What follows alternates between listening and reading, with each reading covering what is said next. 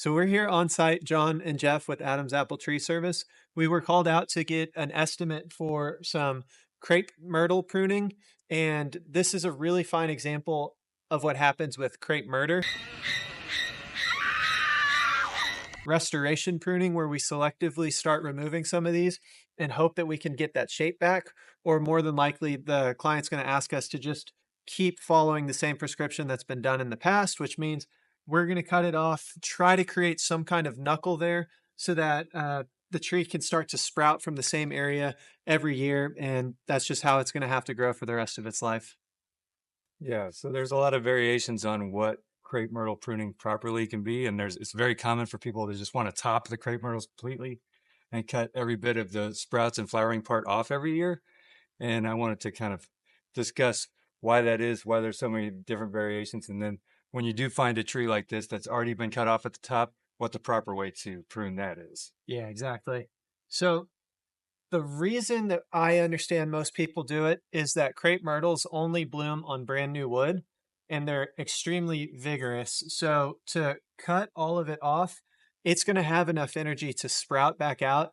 And all of this new wood that came out that year is going to bloom. So, from an ornamental perspective, these trees have a lot of life and can have a really beautiful bouquet style bloom. So, there's a bit of rationale behind why it's done. It's just there's a better way to do it.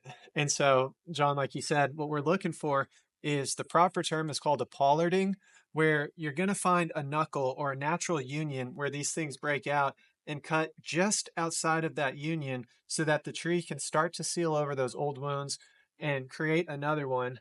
And unfortunately, you can see this guy just got cut kind of all over the place.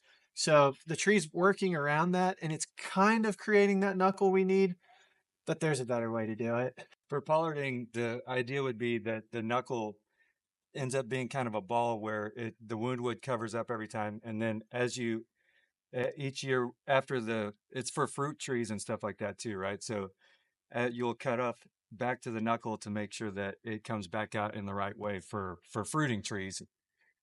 Correct. So the way we do it for these ones would also be trying to take it back and keep a clean wounded knuckle on the end. Exactly. Yeah, it's better to start the trees young because it's way more difficult for a tree to compartmentalize or seal over an older wound. So with these, yeah, you don't want to cut into where this branch meets this one. You want to cut just outside of it so that compartmentalization can occur, but those other latent buds can start to pop out. So every year you still get good production out of it. One of the things where why do we shake our heads and why do we get a little upset when we see Crape Murder is the pruning wounds may come out for a first or second year okay, but you can see right here that the tree's struggling to compartmentalize this wound because it was made at an irregular shape.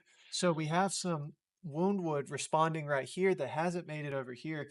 That gives insects, pests, and fungus more time to get into that wood and cause more problems. It can lead to some pretty serious decay for these. The second is that these other branches aren't as uniform. So if we're going for a more bouquet look, we're actually kind of harming ourselves in the process of that. And so every time that these cuts are done improperly, it leaves it more difficult for the next year to do it properly. Okay. And as the branches grow back out, when you do it, if you leave it like this and say it's already been topped and then growing out, at this point, it's best to kind of select some of the branches that are still strong. And if something is coming out at a weaker angle or is crossing, then you just selectively reduction prune the specific branches that are coming out wrong and try to leave a few of the stronger sprouts and hopefully not keep topping it every year, right? Exactly. Yeah. So if we're switching the prescription from pollarding or crepe murder over to a restoration pruning, John hit it right on the head. We're going to figure out one or two of the best leaders, start to open it out to minimize some of this crossing because these are all going to be way more weakly attached than the original wood. So we have to be very considerate about what the tree can become.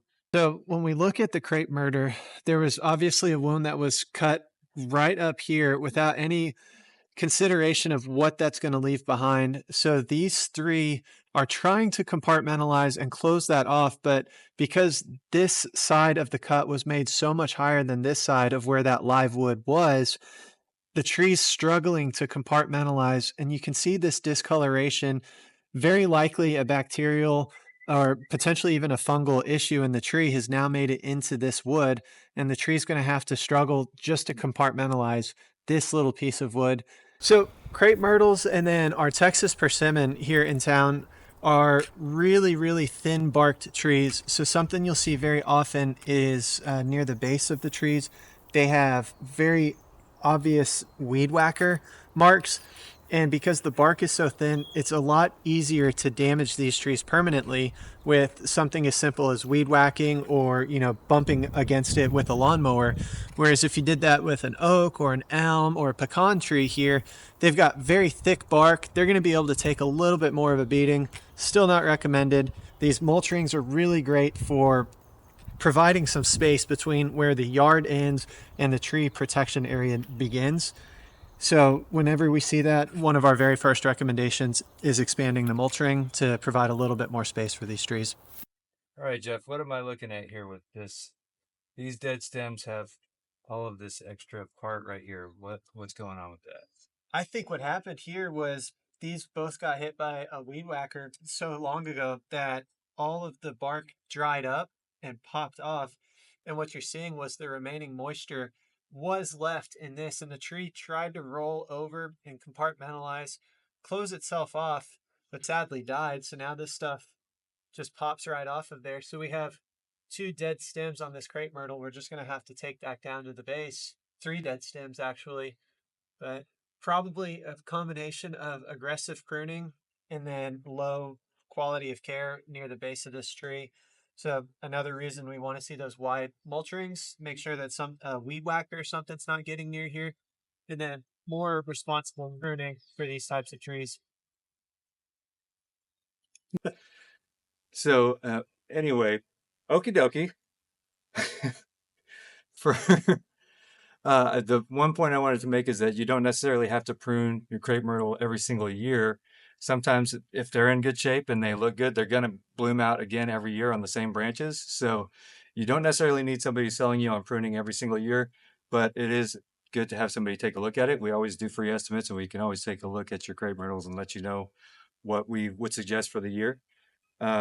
So reduction pruning on crepe myrtles that have already have problems in the top. Sometimes if you have mature crepe myrtle that's grown naturally in its own way and there's space to grow, you just let it grow and be beautiful on its own. So it's not always that they have to be worked on every year for the health of the tree. It just depends on the situation. So that was a point. Perfect. Okie dokie. That's enough about crepe myrtles.